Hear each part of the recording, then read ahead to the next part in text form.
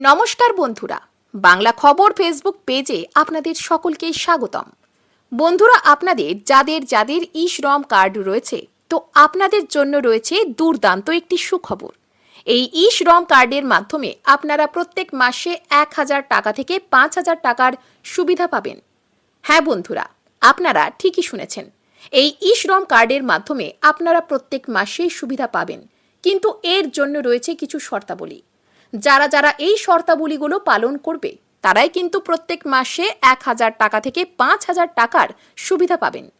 তাহলে কারা কারা এই ই-শ্রম কার্ডের মাধ্যমে সুবিধা পাবেন এবং কারা কারা টাকা পাবেন না, সবটাই বিস্তারিতভাবে জানিয়ে দেওয়া হবে আজকের এই ভিডিওর মাধ্যমে।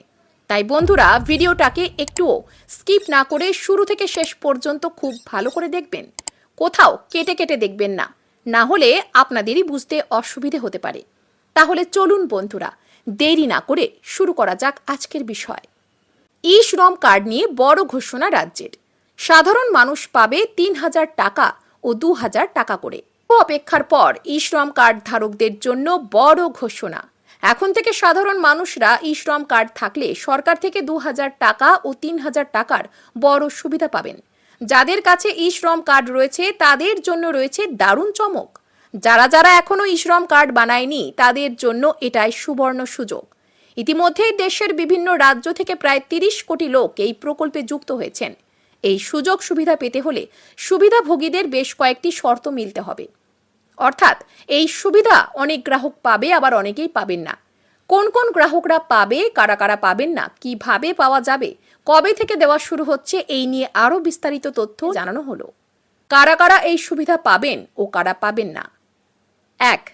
যারা বিভিন্ন সরকারি ও বেসরকারির ক্ষেত্রে কাজের সাথে যুক্ত এবং যেখানে কর্মীর সংখ্যা 20 জনের বেশি, তারা এই সুবিধা পাবেন না। 2. যে সমস্ত পরিবারের বাৎসরিক আয় সরকারি হিসেবে আয় করের মধ্যে পড়ে, সেই সমস্ত পরিবারের সদস্যরাও এই সুবিধা পাবেন না। 3. যারা যারা সরকারের ন্যাশনাল পেনশন স্কিম অথবা ইপিএফ এর সদস্য, তারাও এই টাকার সুবিধা পাবেন না। অর্থাৎ ওপরের এই শর্তগুলোর বাইরে যারা রয়েছে তারাই এই সুবিধা পাবে। এই ক্ষেত্রে বিশেষভাবে উল্লেখযোগ্য কৃষক, বিভিন্ন পরিযায়ী শ্রমিক, গাড়ি চালক, অটো চালক, মিস্ত্রি, দিন দরিদ্র শ্রমিক সহ নিত্য প্রয়োজনীয় সমস্ত কাজের ক্ষেত্রে যারা যারা যুক্ত সাধারণ ও খেটে খাওয়া মানুষ প্রত্যেকেই এই সুবিধা পাবেন। প্রতি মাসে 3000 টাকার সুবিধা পেতে হলে উক্ত যোগ্য ব্যক্তিদের PMSYM এ আবেদন করতে হবে। এই সাথে সাথে প্রতি মাসে 2000, 1000, 5000 টাকার সুবিধা পেতে হলে ওই ব্যক্তিকে PMAPY প্রকল্পে নিজেদের নাম নথিভুক্ত করতে হবে। একটি নির্দিষ্ট সময় পরে তাদের অ্যাকাউন্টে এই প্রকল্পে প্রতি মাসে টাকা ঢুকবে।